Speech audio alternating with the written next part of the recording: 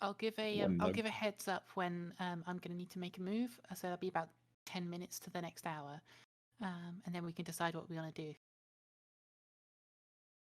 Hello and welcome everybody to the Blockade podcast. I'm your host Mirden. Today we have Dandy Floss, Mellowcat on the co-host desk, and CheckThePan for our interview guest. Hello. Everyone.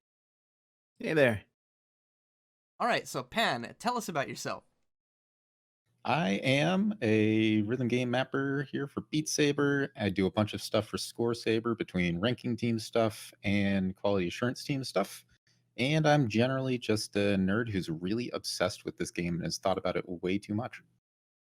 We had Reaxt join us on our last episode where we spoke about mod charts. Transitioning from that, we know you've also made contributions to mod charts. What extent are your contributions? I have basically, React sometimes talks about borrowing people's eye. That often was me. Oh, He would okay. pull me aside and I'd look at things and offer insight.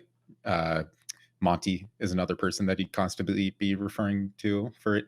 I actually have made very little with mod chart effects. I can get the Visual Studio Code running and modify in a chart, but I haven't actually made anything yet. I'm just usually the test player or lab rat. Okay. The good old guinea pig. Absolutely. You get to see loads of like mod charts that are currently half finished and probably a bit broken, I guess, sometimes. Sometimes. Yeah, got any good stories of those ones? Yeah, we were shown some mod charts that also had a lot more added to them and eventually pruned a little. I don't have too many notable experiences. Like, because of the amount of effort that it takes, a lot of what I'm focusing on usually is playability patterns, things of that sort. Okay. And there's some rigidity when it comes to mod charts. There's this concept whenever you're making something, the more time you spend on it, the less control you have over how it turns out. So by the time it actually starts getting thrown at test players, unless you're somebody who's really savvy like React and is willing to completely rewrite things, oftentimes what the test player is doing is checking, did it lag too much? Okay. Was this readable? And very basic things rather than changing patterns or major concepts. So yeah, it's not the most exciting thing, but it's interesting to see stuff before it's done. Would you say that like wall maps are like kind of like the ancestor mod charts? They were definitely one of the first things that made people stop and think, wait, you can do this with Beat Saber? Yeah, you can kind of just like use assets in the game to create like an art form of the game. Yep. Very early on, it was just mapping extensions, and mapping extensions had some very strict limitations. First of all, everything only traveled at the half jump and with the same speed that notes would go. And the way that fast walls worked is you would have walls that were negative duration. And if you had it at the correct negative duration, then the back of the wall would actually spawn so far behind you that the game would tell it to clean it up and start accelerating rapidly to get rid of it. And that's why walls are fast. Okay. That's actually really cool. Yep. So that combined with the pretty limiting effects of it can only be this tall, it can only be this far for the start or the bottom, it can only travel forward towards you, and the fact that walls are really not all that performant means that you had to get kind of creative. And personally, I think that limitation breeds creativity. So there was some really clever stuff that was being made with that. I remember the first wall map that I really loved was one called Pallbearer, actually by Ruckus. And not many people know about it. It's loaded up with triangles and all sorts of patterns that haven't aged all that well, but it's still one of the favorite things that I come back to. The walls were very simple. They were just like big walls that like opened up the room or narrowed it down really close, stuff like that. That was kind of like one of my gripes for the longest time with a lot of wall maps, is that the map was beautiful, but the patterns that played out were very rigid. Yes. Yeah. Rustic had that issue at times where his patterns, some people absolutely loved them. They could put a whole lot of effort and they didn't mind resetting into stuff so Yeah. that they could swing the full arm. Mm-hmm. Rustic is a master of the walls. I think we're just like conditioned though to, oh, I want everything to flow perfectly, but like wall maps technically don't need to do that. The primary focus is obviously the walls, the art, and then the mapping takes like a secondary focus. Definitely. They work together, but you can't enjoy the walls if you're focusing too hard on the notes. True. And my favorite is when they interact together. This is something that I don't see in all that many maps, but there's some really cool, nifty wall maps where the visuals that happen really sync up with the motions you do. And those are my favorite to see. Mm-hmm. Do you have any like examples of that? So like maybe someone else can try those out? I would say I've got one old one that I made with Skeely, which was a map. I'm looking for it right now as I go way back into my uploaded files. It was. I'm having a hard time finding. I've got over 60 uploads now, so it's kind of hard to find things at times. Oh no, it's on Skeely's upload. That's why. I think one of my favorites for that would be Girly Cupid. Like there was a whole competition around those. There were so many fantastic ones. Like I've played 2 of them, and they all have very good walls that come in time with the lyrics and such. Yeah, those were exceptional. They were incredible. That competition was wonderful to see all of the creativity that came out. I was so happy to see that event happen. Girly Cupid was fantastic. They were saying that it was going to be an annual thing. Ooh, hopefully I don't miss it this time. It was May of last year, so it could be potentially next month. Yep. Bring all the troops together for another big effort. Mm-hmm. Yeah, so the Girly Cupids were a great example of that because there were 2 of them and both of them were exceptionally good at connecting the motions to the visuals. This one, it was the song Phoenix, but it was the 1788L remix. So it was synthwave hard electronic remix of the League of Legends song Phoenix. Okay. And yeah, it was a lot of fun just messing around with having the swings really sync up to the walls. So you'd swing a big, wide sideways hit, and it would go whoosh with the walls lining up as if you're sort of like parting the walls and you're at the same time. Again, it might have aged. This is 2 years? No, 1.5 years? 1.5 years. That's still a piece of history, though.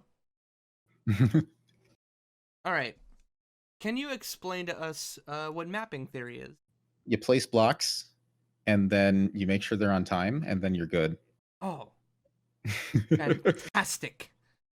Yep. So very basic. Pretty much everything you're doing with mapping is always going to be following parity. Parity is the nifty little single word that is the word for having backhand and forehand swings always being what you alternate. Okay. So I was the one who sort of coined the term. It was a while back. I was like always trying to figure out what makes something a triangle, what doesn't make something a triangle. What are these edge cases where you can place stuff like upside down or sideways and it's still not going to be a triangle?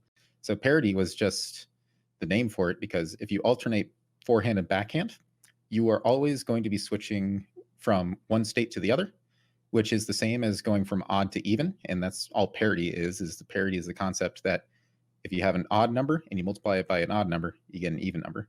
If you have an odd number times an even number, you get an odd number again. Even times even gives you even. And the same thing with adding. So you add an odd number to an odd number, you get an even number, and so on and so forth. It's the same thing with swings. So if you add an odd number of notes, you're going to be switching the parity that you have of your hands. And that's where the name parity came out, is just the math word for 2 different states that you flip between. So that's the base of mapping theory, is that you're always following parity and anything that you do operates within that or exists specifically to break that. Whenever you're breaking parity, often people call it a reset or a triangle or wrist reset.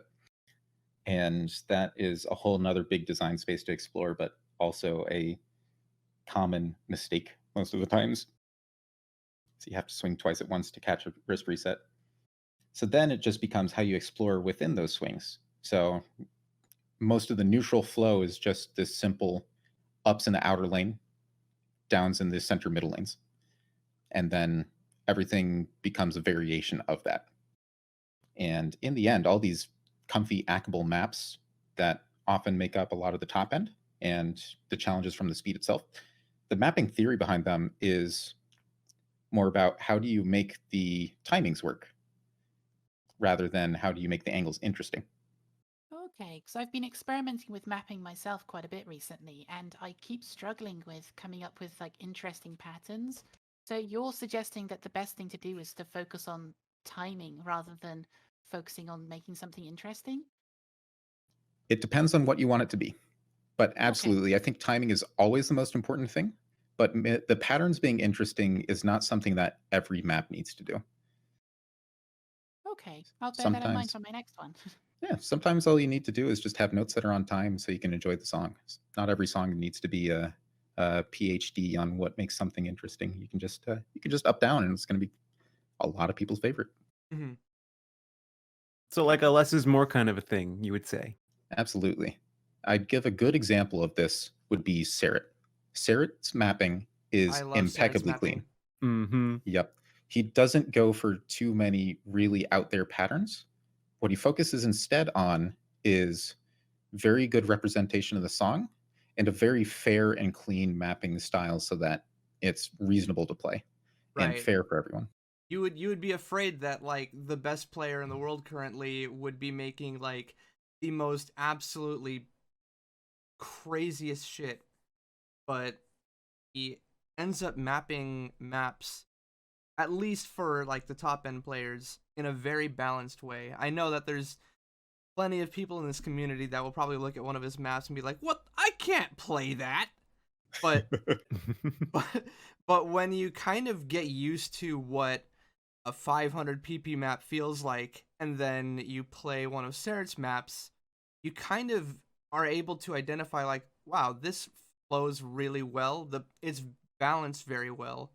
Um, I don't feel like the the easy parts are underrepresented, and I don't feel like the difficult parts are overrepresented.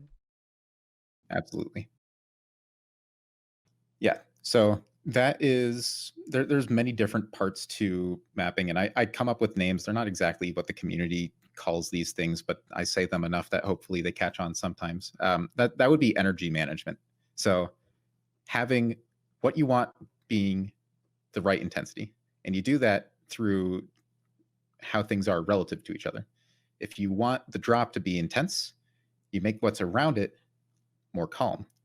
What that leaves is a nice intense drop that stands out from the others as contrast. You see this again in lighting too, where bright lights are made more bright by alternating them by turning off the lights, strobing, flickering, Mm-hmm. and those flashing effects are what really makes it pop.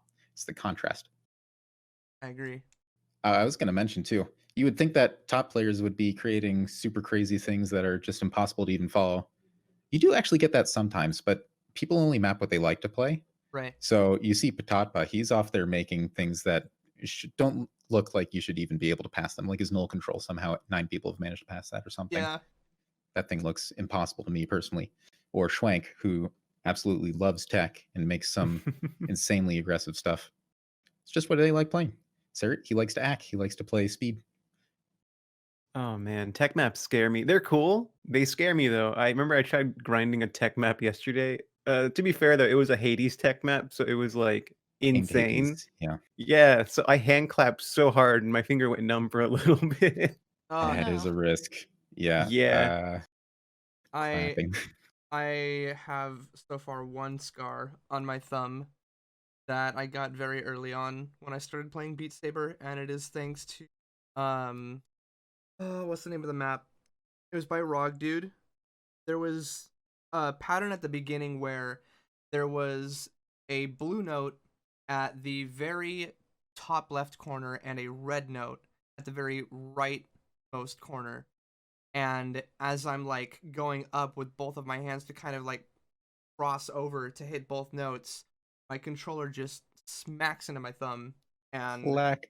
yeah, I actually, I Please. think I have a clip somewhere Oh man. of this happening, and you can hear the loud clack to the pause screen to me eventually going, just the whole Peter Griffin Oh sound. no. If you pause at this Ouch. exact moment, and you can hear his heartbreak. Look. And I his remember thumb. there's a map that has that exact pattern, but it's immediately after a top wall. So you're crouching down, and then your moment to lift up Is this the vibe it's check? blue in the. I don't think it is. There's something else. Okay. But it's insane, and I don't know how they expect you to be able to do that. Yeah, the vibe check. Hopefully, I wasn't zoning out too much. The vibe check is the crossed over blue and red up at the same time, going to the opposite corners. Yeah. Yeah, that's what I'm talking about. But there's a wall Yep. before it that you have to crouch underneath. I think that's in Oh, Nuclear Star. yeah, That's the Hex one. is Yes, nuclear nuclear star. Yep. star. Yeah, Yeah, I don't even try to swing that. I just go for one of the notes. I It's get it a not couple worth. of times. I've get it occasionally, but it's not a nice one to do. Yep. It has I earned kind the of just name flick vibe my check. wrist. I kind of just flick my wrist, Yep. and hopefully I hit one of them, and it's like, okay, cool, and then I start dying again back at the runs. Yeah, you can even go into the theory of hand claps. Yeah. So, I mean, when it Ooh. comes to hand claps, there, what you're trying to do is avoid hand claps by making sure that one, either the player is really controlled with their swings, or two, just not mapping things that are clap risk in general. Like claps can happen pretty much anywhere if you lose control of how you're swinging, or if you're playing things that are really at risk. And that happens typically when you're swinging through an arm that is already crossed over. So, say you cross the blue arm all the way over to the left, and then red hand tries to swing back through it. Now you've got this tangle going on. That can risk the clap. While I'm mapping, I tend to I like move my hands around, imagining how they're going to be moving as I'm playing the map, and I'll frequently knock my knuckles against my desk, just like I'll be like, oh, doing this, and then nah. I've cut myself way too much doing that. But hopefully it means that I'm avoiding hand claps in the maps, so I'm hurting myself, preventing them hurting other people. It's The funny. sacrifice. It's funny that you have that experience, because when Beat Saber first came out, I couldn't play the game because I couldn't afford VR, so I would watch Whoops play it, and I still kind of wanted to, from like my perspective, learn the game. So I would try to follow along with the patterns that I was seeing on the screen myself by like waving my hands while watching his stream, and I would also be hitting my desk as well by accident. Aw, Nice. that reminds me of like when you would hand your little cousin like the totally wrong console controller. It's like, here, buddy, play with us, and they're pushing buttons. They're like, I'm doing it, and it's like, yeah, totally. Good job. You Good got job, this. buddy. That's a Yeah, good I've punched my calculator desk you several got times. there. That I was trying to actually learn muscle memory. It's interesting how immersive VR becomes with Beat Saber, because you really do connect your peripheral vision, a whole lot of eye-hand coordination in many ways that you really don't get with a pancake game. You do not connect to it in the same way that Osu would, due to just the fact that your whole field of view is the game. That's all you see. Yeah, I'll frequently show people Beat Saber, and they'll be like, I don't understand how you do this. But then I'll just say, it's basically like when you're actually in the game, it's in front of you. It's like the blocks are actually about a meter big. They are Yeah. pretty big. You look to Looking the at it on a right, screen, you yeah, can you see just look around them. around. Exactly, yeah. And when you're actually in the game, you don't really feel like it's that small. Like you can actually feel like Mhm. they are there. You are doing something. Hey, I mean, blocks in Beat Saber are traveling insanely fast. Oh, Note they jump do, speed yeah. is 1 to 2 meters per second. So 10 note jump speed is 20 meters per second. Oh my god, I never considered Jeez. that. Yep. So 22 NJS map that's coming at you 44 meters per second. That's pretty fast. Yeah, Yeah. it's great that wait, you're are you Canadian or American? I'm American. I just try my best to not be metric averse. Yeah. I Okay. have an intuition. I try my best though. I'm gonna nab this next question, and then I'm gonna let one of you guys take one of the questions after that. Gimme. What are the first maps that come to your mind when we bring up the following patterns. Streams and complex streams. Complex streams. Streams, Freedom Dive, very classic. Complex streams, I don't really associate too many things, but I guess I would start thinking of something. Oh, what was the one overweighted map that got ranked a while back? It was Dibble's map. Wisdomiat. Or the Rune Ragnarok. That's what I think of with complex streams. Okay, doubles. Doubles? Just rhythm core architecture. Jumps. I'm gonna think I lost it. Sliders. Anything Teuflin makes ever. Ripped to pieces. Gallops. Fat Bean Zoop is what I think of, that or Squeaksies. So either Purple People Eaters / Battle Sirens or Quo Vadis. Heck. Insecticide is the first thing I think of. Brrr. Brrr maps. Oh no. That's what I think of. Oh no. I'm not a fan of playing Brrr. So Wait, you find me Ono's a playing mod very chart. no. Thank you, everyone. I appreciate Comedian. Oh, my cat I bit don't have my an answer for foot. that one. Wait, what? Do you Oh, want to bring your my- cat on the podcast? Yeah, Hi, my cat. cat just jumped on me and bit my foot, you bully. Cat tax. Yeah, cat tax. But I will ask you a question myself. So obviously, not everyone enjoys ranked maps as much. If you go on Twitter, you'll see like 12-year-old Timmy freaking out saying, "Why can't I beat this map? It's stupid." And like then they get ratioed instantly. Given some time to pass, after like all the dust settles from whenever there's like a new wave of ranked maps, do you feel like there's any maps that were definitely justified to have like, yo, get that out of here, whack, that's stupid? As a QA member, we try to fix things before they get ranked, but there are many times where I don't consider myself qualified to work on something that difficult, or there's something that I just wonder why it got put into the ranked queue in the first place. I would say a lot of this is internal, but Ludicrous Speed is the first one that I think of. Ludicrous Speed definitely created a lot of controversy. When that thing got near the top of the queue, there was a good 20 hours worth of discussion. Wow. Talking DMs, ranking team chats, the like. And I think it was unfortunately a rushed decision, and I wish that we spent more time thinking through it. But that map actually changed the way we enforce ranking criteria. Mm-hmm.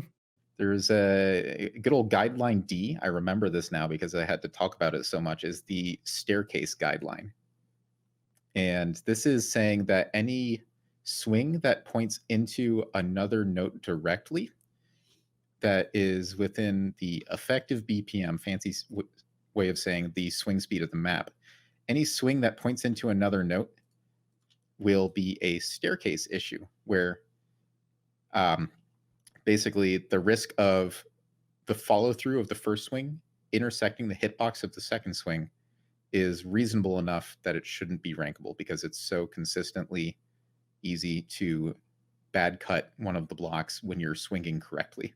Yeah. Ludicrous Speed was full of these staircases because you had these horizontal spirals, and these horizontal spirals would have horizontal notes where the next note in the stream would be in the position that the horizontal note points into. Yeah. The fix for this was making them dots instead of sideways notes so that you could theoretically swing them anyway, but I don't know if that was the best solution in the end. Mm-hmm. Reduce the rate of broken controllers. So if the issue was partly due to like hitboxes kind of overlapping, would pro mode have any kind of effect on that? Pro mode would make it worse. Oh, Pro mode doesn't change the bad cut hitbox. It reduces the size of the good cut hitbox.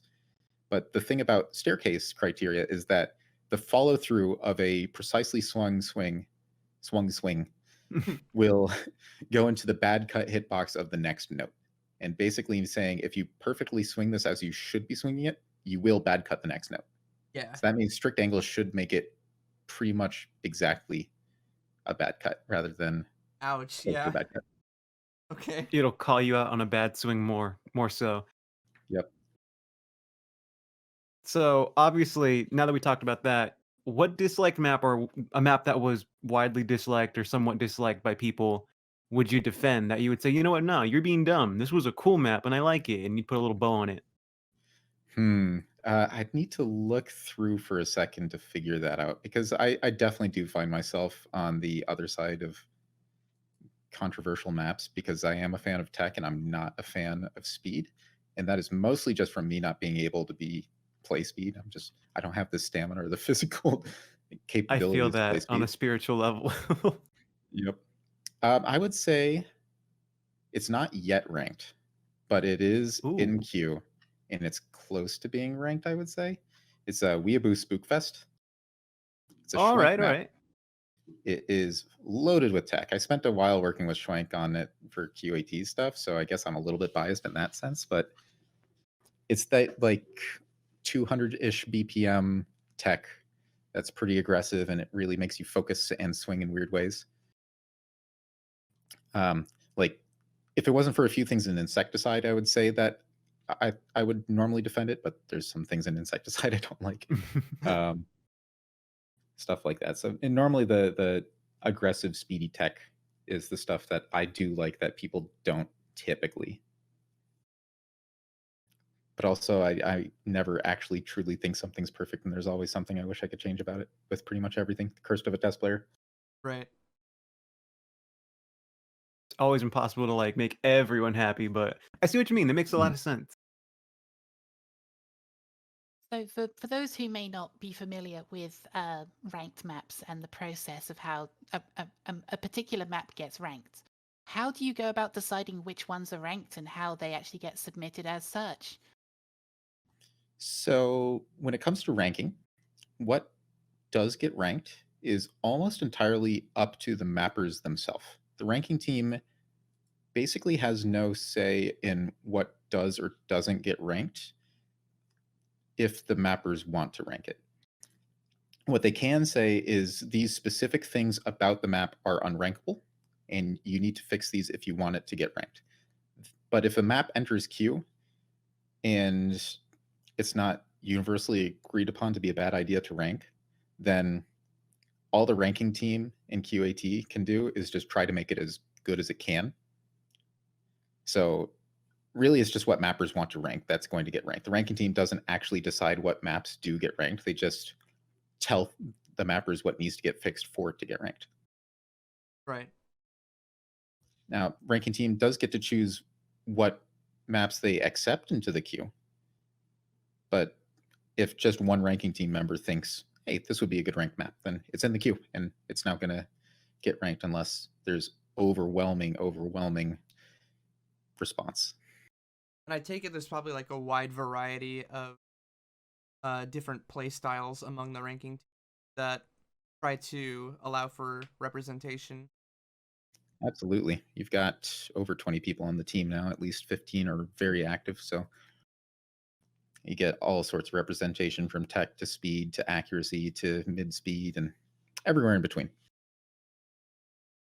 Who on the ranking team would you throw under the bus in a heartbeat? I wouldn't do that to any of them. But if you had to. If I had to, sorry, Yeah. Quasix. So you're saying like if like someone comes up to you and they're like, "Who made this map? Who ranked this?" You're just gonna point that direction, Yep. and be like, "Oh, over there, go over there." You get to point at Quasix, even though he's not the one who actually did it. Quasix is great, good friend, insanely smart person. He is the lifeblood of the PPV3 efforts.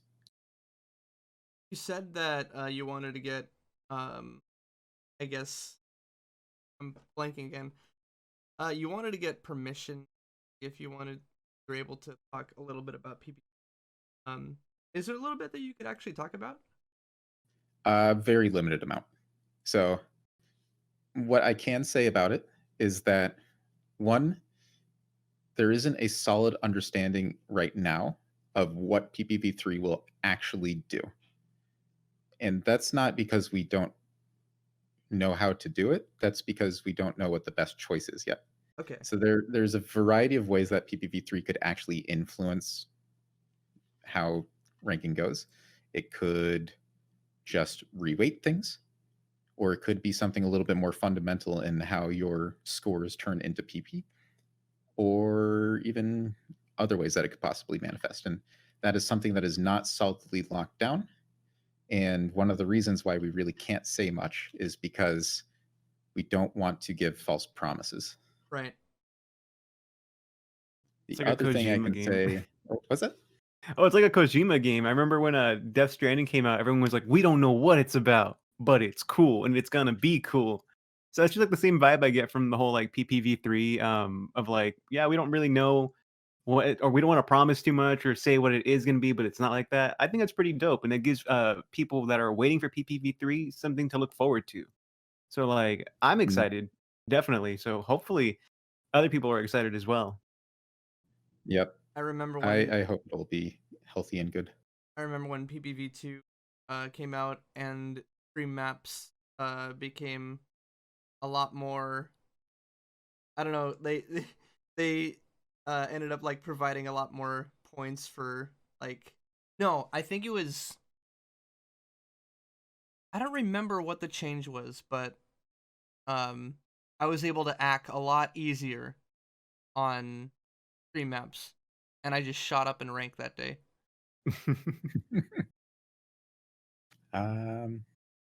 Yeah, when it comes to weighting things, we're hoping that whatever it does manifest, it will simply be fair and represent as diverse of a skill set as possible. Right. So right now, there could be some arguments you could make for one skill set being stronger than the other. Perhaps tech is not as well represented currently, but that's something that is part of it. So I mean, we do all the work to actually create the algorithm.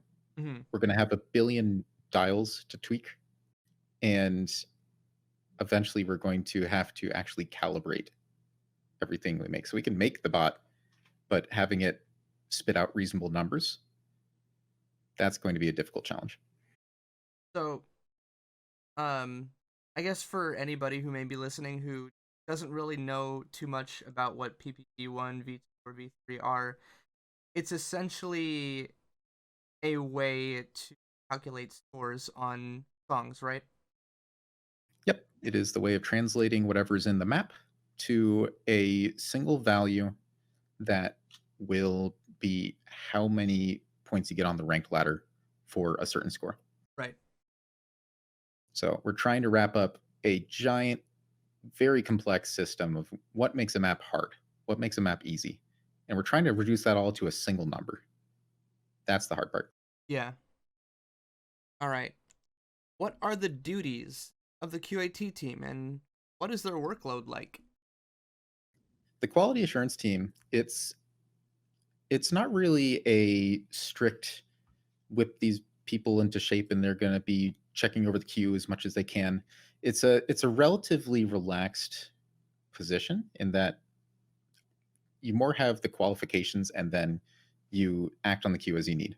You can work on the queue itself, you can help people before it gets queued, or a variety of other ways to interact, but their responsibilities are a little bit different than just a test player who can knock things down a step in the queue order.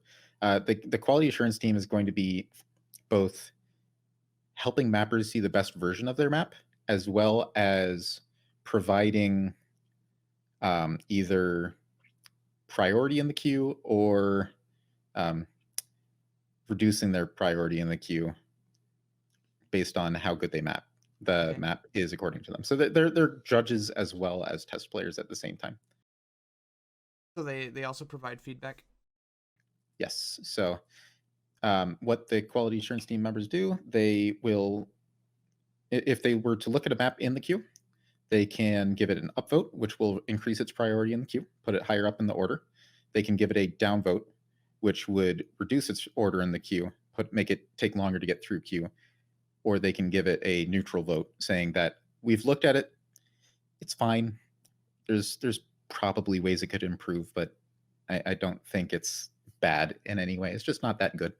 And then if they were to downvote, then it must be paired with feedback sent directly to the mapper of actionable feedback that they can work on to improve it, so it's no longer a downvote. So there may be a misconception sometimes where they're seeing quality assurance team members as guardians who are trying to just strong arm mappers out of the pool, or say, no, you're not allowed to map this, it's never going to reach the top. They're just there to help people see better versions of what they're mapping until it's healthy. How do you guys handle controversy like that, where some people might prefer earlier versions in the community over their like finished versions once they're ranked? Well, people are going to like what they like. People are going to get angry at what they don't like. That's just sort of inevitable. I'm a little bit dismissive of that, unfortunately, because frustration is the first emotion people feel in rhythm games often, right. Especially when like there's big impact to how well you play, or big impact to missing a single note or two. To make a move. So to each their own. What about people who think that, like, let's say 2 people mapped the same map and one version got ranked, feel as though another one was represented better? I kind of, when I think of that, I think of Louder Than Steel. Oh, Dandy had to go. Yeah, Dandy had to poof. Okay. Off they go. Little just like confetti cloud just gone. Less editing effort later, hopefully. Yeah. If you need like a little kazoo sound effect, I got you. I can give you a high quality one. Ready for the kazoo? Oh, you want to know? Okay. Yes. All right. So. Thank you.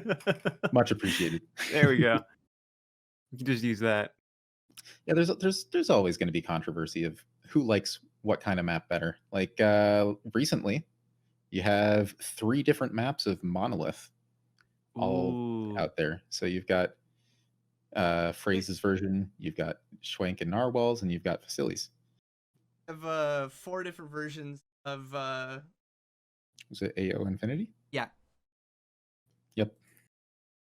I know that I think Hoppa is trying to map and rank his version of Nuclear Star. Yep.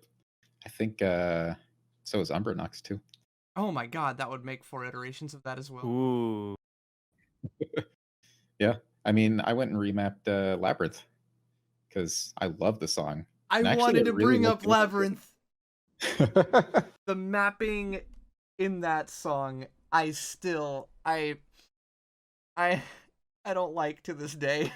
The classic triangle Labyrinth. It holds a special place in my heart. Honestly, when I was like a little baby to the game, Labyrinth was probably my favorite ranked map. Really? I could not score higher than 80% on it, but I absolutely love playing it. It's so much fun, even if I just missed everywhere. I think it's just because I like the song.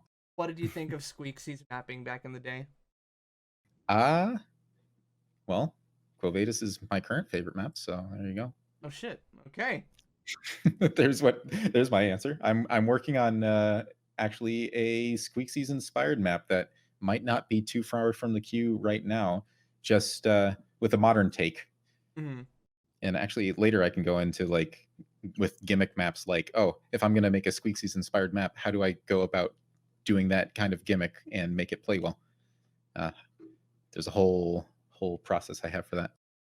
Yeah, it's natural for people to say, I don't like the way that was mapped. I'm going to do it myself. And if I'm doing it, I'm probably going to like it better because it's my own.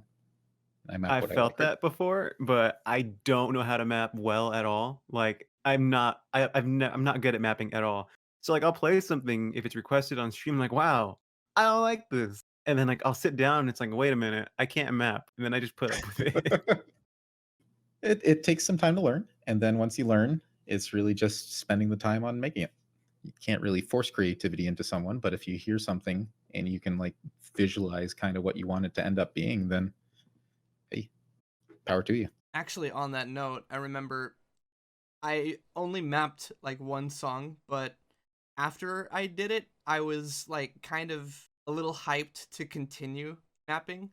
I didn't end up going through with it, but I had this period where I was like, oh, I could definitely like see this in a map whenever I was listening to a song. How much do regular mappers deal with that, where they just visualize an entire map out of a song that they're listening to, and it's just something that maybe you can't even turn off? Section wise, all the time. I have a big Spotify playlist labeled map ideas and a much bigger like songs playlist, which ends up being half the rhythm core now that I've been infected with that. Yeah, it seems kind of like a curse at one point. You start playing a rhythm game, you just inevitably start seeing Camellia, T. Pazilai, Usao showing up on your Spotify. It's a virus. You messaged prior to this interview that you also take part in BSMG. What role do you fill there? I don't do much with BSMG now, but what I used to do a lot was just a real frequent regular in the mapping discussion, and that's where I got my start with Beat Saber. Was I would just chat in the mapping discussion channel in BSMG all the time, and I would test play stuff very often as well, because they have this big test play channel. So I just record myself playing it and then ping the person who mapped it, give them some feedback, and work with them on anything that they weren't sure about or didn't know what I was saying, or if I had some ideas of what it could do better, then just chat there. And eventually that turned into mapper role there, and that community also sprouted out into the side community of Ramen Noodle. And that was really where I started. So I don't actively do much with the Beat Saber modding group now, other than occasionally peeking my head into mapping discussion, but it's where I started for sure. Lots of test plays and talking. Got your like early connection some that are still very active today. Yep, that's where I met Cyan Snow. That's where I met Toyflum, Skeely. Many people I met through BSMG. I love that you bring up Toyflum when I said slider maps earlier. It's just the songs he picks. He chooses all of these festival EDM, and what else are you going to put that to but sliders? True. Maybe some Pauls. Oh, there's an idea. We actually asked that question when Papa was on. We were like, do you think Pauls are the next ranking meta? They won't get ranked, but they're fun. Oh, man. No, lately my favorite map to just like cheese through is Fat Bean Zoop's got this National Tiles ad that he mapped at Paul's, and it's like, hello, and all the like long vocal drags that the advertisement would have was just be a Paul. I think I got to play that. That map's art in itself. I kind of liking Paul's now. They're really cool. They're a nifty little challenge thing that I ended up liking a lot more than I was expecting them to. It's fun to control your swing like that. Some mappers have a very definable style. What mappers do you appreciate the most? And like what kind of style do they represent and why you appreciate it? Stylistically, I'd say that Cooling Closet, I think, is my favorite brain that I see making things in Beat Saber. Because I do like his maps. He comes up with so many interesting concepts, and he just polishes them to the point that they are just so smooth to play. Welcome to Chaos has influenced me a lot recently with all of the 90-degree hits. It's been what I've been mapping a lot lately in my whips. I actually am curious, since you are part of QAT, do you feel like there's a genre of music that you'd like to see represented more being ranked, or that isn't represented enough? Oh, give me more bass house, give me more dubstep, give me more of that weird niche electronic dance music. My buddy makes like bass music, and he actually got his start with like Moombahton. I love Moombahton.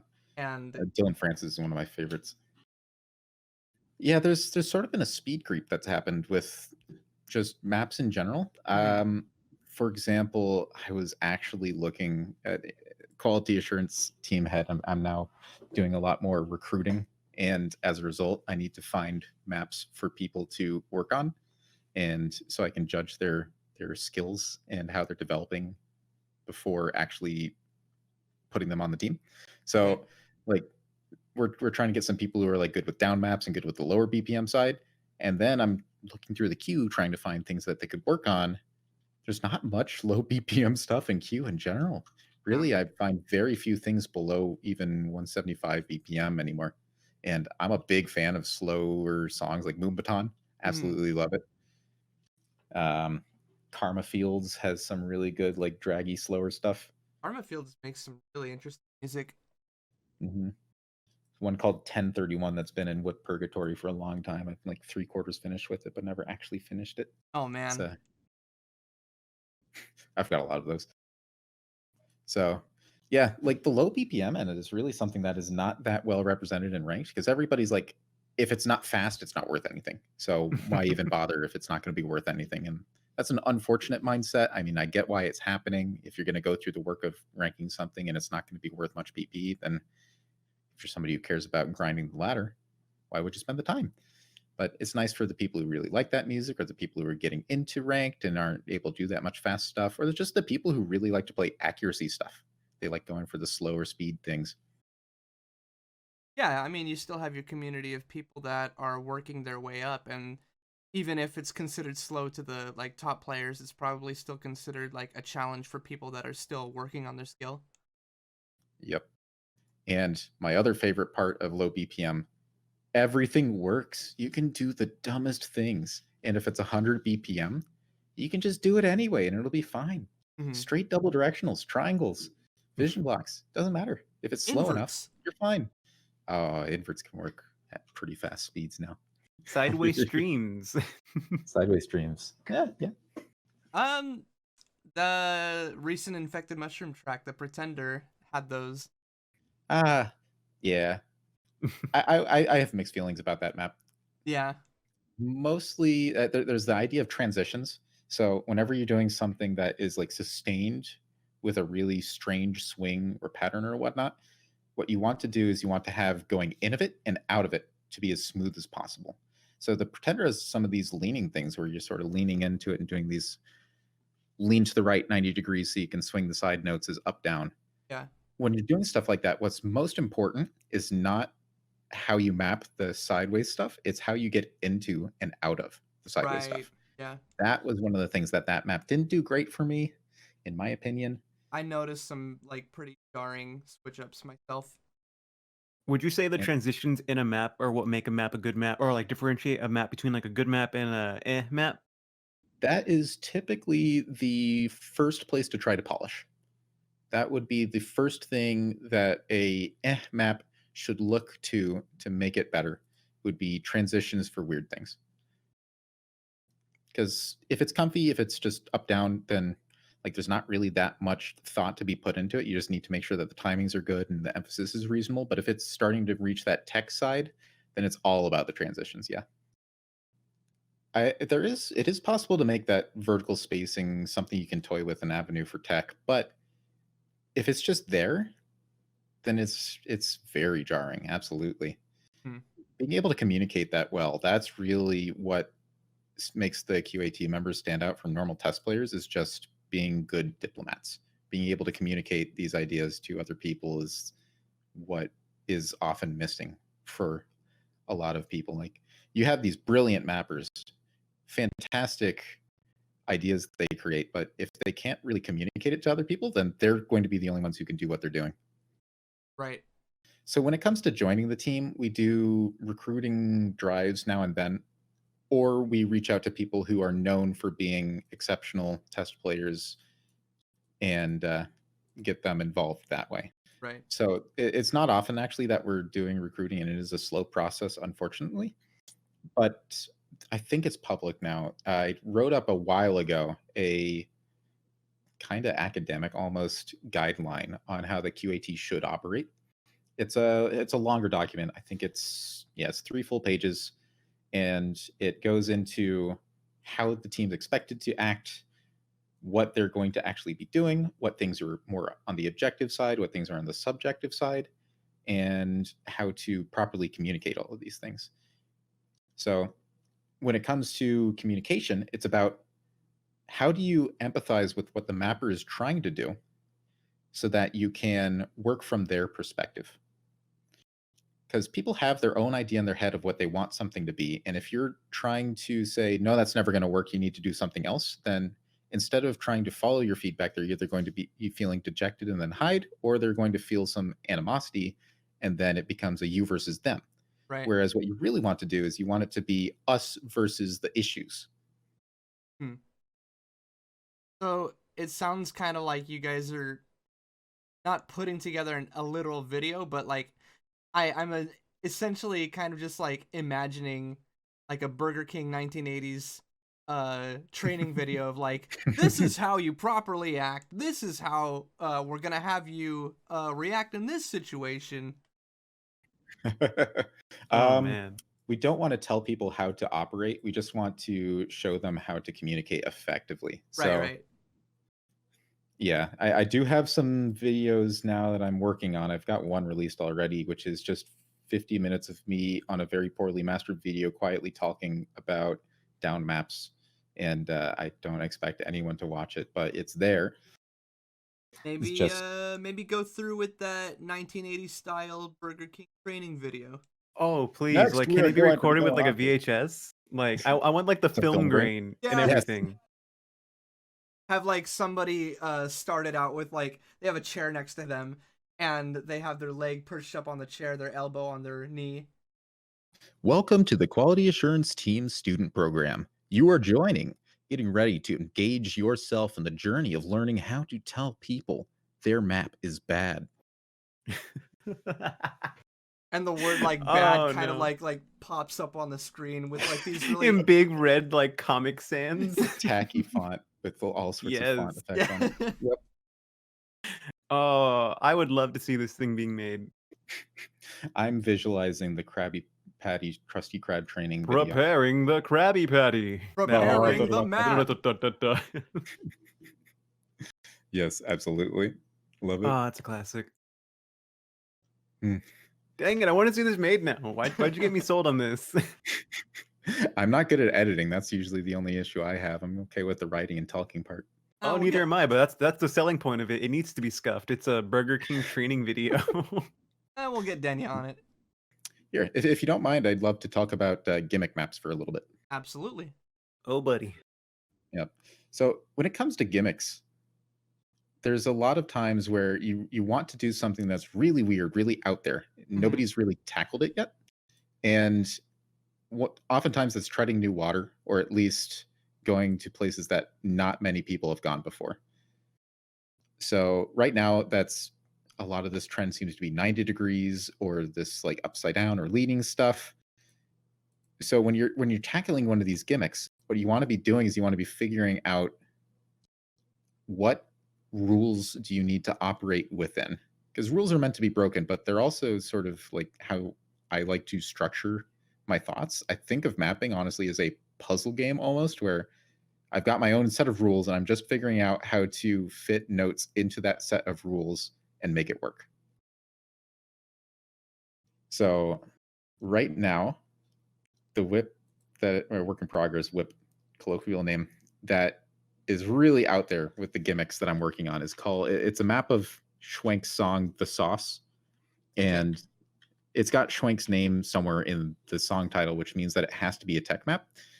So what this one is experimenting with, the gimmick is that there are very few diagonal notes, but there's still a lot of sideways motion and weird horizontal hits, 90-degree transitions, and all sorts of things like that. So the goal is, how do I make all of these hits that are very rarely seen still play well for people who are not expecting it? So I come up with a set of rules. So how long do I need to give the player to read a complete 180 flip? So you hit a backhanded right note with the right hand, and then a forehanded right note with the right hand. How long does that need to actually be playable? I like that people are trying to figure out the limitations of stuff like that. Absolutely. I want to see what makes it tick, figure it out and master it. And that's what I like with mapping. If I'm mapping something that I've already done, it's just boring for me. I don't like doing it. So that's why down mapping or comfy mapping is just not very entertaining for me, and I burn out pretty quick on it. But when I'm doing something like a whack-ass tech map, sorry if I'm swearing, then the fun part is figuring out how it works. So with these 90-degree things, what I figured out is that the way the wrist rotates is such an important part of these techie things. So the wrist, you've got it defaulting with the palm facing downwards and a little bit towards the center of the body, and therefore the back of the hand is a little bit outwards. When you swing things at an angle, you're going to be twisting your wrist to point it in the direction that it needs to swing. Yeah. You then have some momentum that causes. If the next hit continues to have the wrist twisting in that direction, say you're going from a hit that is swung with your palm completely to the left, and then the following hit is swung with your palm completely straight up. I am immediately imagining the jumps at the end of Happy Song version 2. Oh boy, those hurt. So you get that momentum then. You're doing this rotation. So palm is going from the left to facing down. Now you've got this momentum where the wrist is now spinning counterclockwise. Yeah. If the next note continues that counterclockwise spinning, you can actually get pretty aggressive with the positions or angles, and it will still be fine because the wrist is already doing that rotation. You don't have to think any extra to continue that. It's just sort of already happening. You let it happen, and it ends up being a lot smoother. Okay. Then you get the transitions out of it. That's the hard part. So you can just keep on doing this wrist twisting counterclockwise, but eventually it's going to have to stop because it's not like your wrist can do a full 360. Right. Once you stop, that's when it's got to be like really clear. You see it very obviously. Everything else is like a lot simpler just for that little bit, so you can not lose your timing or angles in it. The jump specifically at Happy Song, I remember you swing over and your like palm is kind of now facing up, but then the next note is an up note, so I can't really like twist my wrist to go upwards to hit this note comfortably. So the only way that I can hit this note is if I jerk my actual entire arm up to hit the note. And forcing myself to go from like very fluid wrist movements to like, oh no, I have to jerk my arm in a way that is uncomfortable in order to hit this is that's even more than jarring. That's It's almost unplayable. Yeah. Yep. Yeah, so that's an example of older map. They might not have had like a solid rule set that they were following. It was more at that time, hey, these weird angles are fun. Let's just put them in. Don't worry about how they connect. They can just be there. So that was a product of the times, and then you get resets, triangles, and the likes. Yeah. Hex had to walk so that everyone could run. Exactly. In that or case. At least stumble so we can see the rocks. Right. He absolutely made some of the most iconic maps in this entire community. Definitely. And if nobody's going to pioneer, then you're not going to get anywhere interesting. Right. He's left his mark for sure. I feel like that's where a lot of other rhythm games fall too. It's like they know how to play it safe and they know what people like, and then they won't do too much with it. But every now and then you'll see some really cool stuff happen with other games. Like for example, I think it's SVDX. That game's awesome. And, they do some crazy stuff with that game. But that's something I've always appreciated. Though I suck at tech, I'm terrible at tech. I think it's pretty cool because not only does it like kick you in the butt, like, hey, you thought you were comfortable? Nah, and like dabs on you with bass boost sound. It's like it keeps you in the game. It keeps the game alive, and I really appreciate that about all the new stuff that's been coming out as of recently. Absolutely. Yeah, like we discover things that just shouldn't work. Map them anyway. Wait, this is working, and so on and so forth. Like here, I can send you a screenshot. This thing looks like it shouldn't work at all. With all of these 90 degrees weird transitions that are going on, but it's so consistent and repeated. And I've got these rules about what spacing you need for a 90-degree to be okay with enough room to scoop into it, how much time it needs, how repeated it needs to be. I try to follow these rules and it ends up playing pretty all right. I've seen nobody really struggle on it, maybe the occasional bad cut, but it's just inevitable when you're pushing angles this aggressively. So when you start to get an understanding of these things, you could really push. And Beat Saber is so there's so much Cooling. Cooling. Cooling closet approves of the 90 degrees. Yeah. Yeah, it's like I'm inspired by his work or something when I was making those. So when it comes to these different motions and whatnot, that's really what Beat Saber has going for it, is the fact that each note you're swinging is physically so much movement. When you're playing a vertical scrolling rhythm game, you tap and you've now inputted it. That's all there is to it. When you're playing Beat Saber, a swing is read it, figure out how you're going to swing it, actually do the swing, and then make sure you're not losing track of timing as you go on to the next thing. Yeah. There's so much involved in Beat Saber's actual physical demanding motion. And it's the reason why stamina is a thing, because you get exhausted. Mm-hmm. Back I to the love good that. old days of the 6-minute stamina maps of just constant stream. Freedom Dive, I guess. That's the one I was thinking of. Just 6 minutes of streams. You're lucky if your arms are still moving at the end. And nowadays we've optimized our swings to the point that we just don't even think about it. Yeah, pretty much. Or like, unless you're like me and your wrist just pops and it's like, uh-oh, well, here goes the day. It's an Actually, age. Welcome to the old age. I am with you. Yeah. on that, I sometimes see people ask about what the best ways for them to improve their stamina is, and for me at least, like when I was working on my stamina when I first started playing the game, I would load up a stream map and I would see how long that I could hold S on a stream map. And being able to see, like, okay, I made it a minute and a half today, and then like 2 days later, after like consistently playing stream maps, like, oh, I made it 2.5 minutes with an S today before gassing out.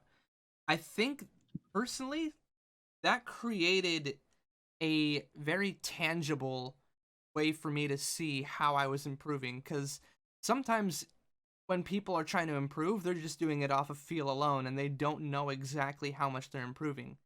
But when you have actually something right there in front of you telling you, like, okay, you improved an entire minute on your limitations of how much you could handle this stuff, I think that was actually a really good way for me to kind of like have a better understanding of how much I was improving, how quickly I was improving, and eventually I just kept paying attention to that and using that as a benchmark until I was able to consistently hit an S on stream maps, and now I can easily hit like an SS on stream maps at this point. But yeah, for It's people, also the time where the stream maps were on the ground and scoring was not exact, so you actually yeah, didn't get most of your pre-swing, and you had to really overswing to full swing in the ground stuff. that's why Yep. when PPV2 came out, I was like, what the fuck?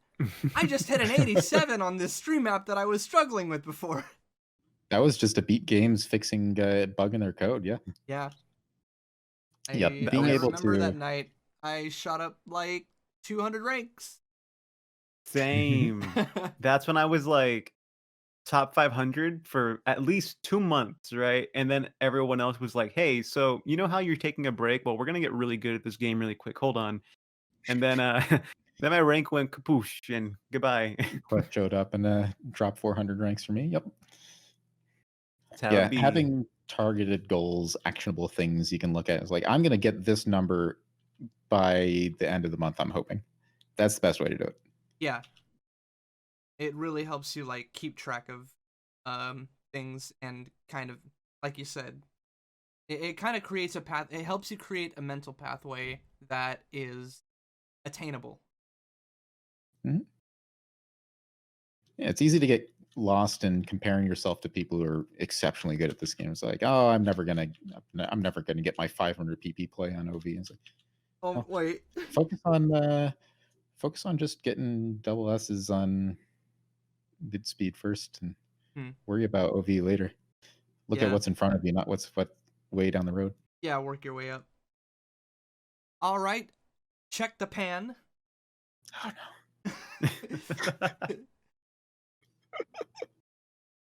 All right, okay, I'll do it again. No, you're good. You're good. I wanted to see how you reacted to that. Thank you so much for joining us. I appreciate you coming on and telling us everything that you've been involved in. Good to be here. Thank you for having me.